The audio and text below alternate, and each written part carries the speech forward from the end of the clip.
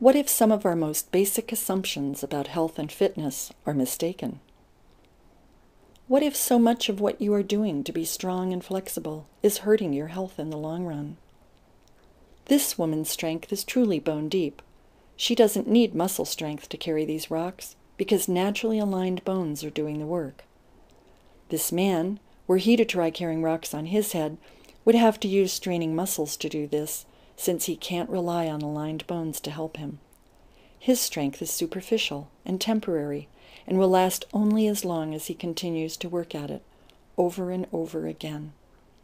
Our culture's emphasis on sculpted muscles and rock-hard abs may have come about from our having forgotten along the way how to inhabit our bodies as intended by our design. As young children learning how to walk, no matter where in the world we are born, each one of us has to find the central axis, or plumb line, along which the joints that carry our weight, ankle, knee, hip, and shoulder, line up. Although babies don't understand the details of what they're doing, once they have figured out how to stand and walk without falling down, their leg bones serve as vertical pillars. This places the pelvis in the natural position that allows the spine to be a self-supporting structure. This support, whether we are sitting, standing, or bending, is designed to last a lifetime. Throughout history, on every continent in the world, people have carried bricks, rocks, water, food, furniture, just about anything at all on their heads, sometimes day in and day out for decades without developing problems.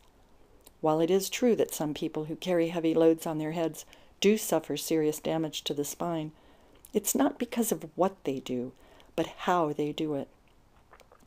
We see countless examples today of people who have never carried loads on their heads, but who have gradually crumbled from a lifetime of not having aligned bones. We think of this shrinking as an inevitable feature of aging, yet examples of people who remain upright and strong bring some of our basic assumptions into question and demonstrate that relying on muscles will eventually fail us, but aligned bones will not. People who age into their 80s and 90s along the plumb line remain vital and flexible. Their spines remain extended, their shoulders relaxed. They have an easy grace and a lightness in their step, and free movement and flexibility in their joints. People who age this way remain physically active long after many of their contemporaries have retired into rocking chairs. Compare these images to those of children today, whose computer and TV-driven lifestyles set them on an early course of collapse. Besides the obvious aches and pains that result from misplaced bones, their vital organs and connective valves and plumbing are compressed, impairing blood flow, breathing, digestion, elimination, and nervous system functions.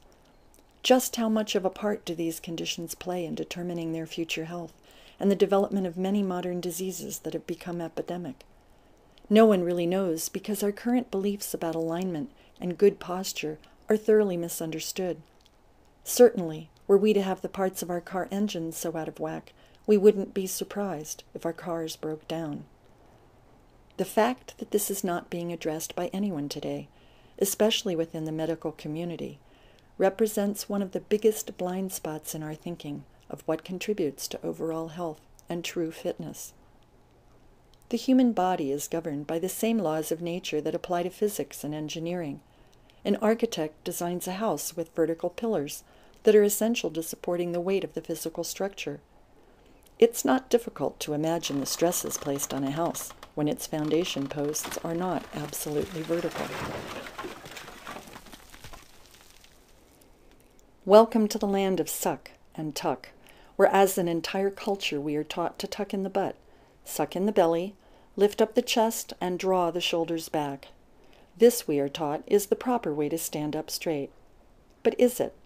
In order to stand this way, I must contract many muscles to keep myself held up. Not only does this shorten the back of my spine, squeeze my organs, tighten my diaphragm, and thus affect my breathing, it pulls my leg bones off the vertical line. When I let go of the muscle tension that is holding me up, I collapse, for I don't have aligned bones to support me. In both cases, whether I am collapsed or pulled up, my leg bones are not vertical. Take a look at what happens, even when I am working to hold myself up, if someone presses on my head, mimicking the effects of gravity over many decades. Like a building without foundational support, I crumble. Notice how different things are when I am supported by vertical legs. Here there can be a relationship between pelvis, ribcage, shoulders, and skull that provides maximum length through the spine. If someone presses on my head now, as hard as he can, I am able to easily withstand the forces of gravity, or rather stand with gravity, not as a victim, but as a partner in natural living.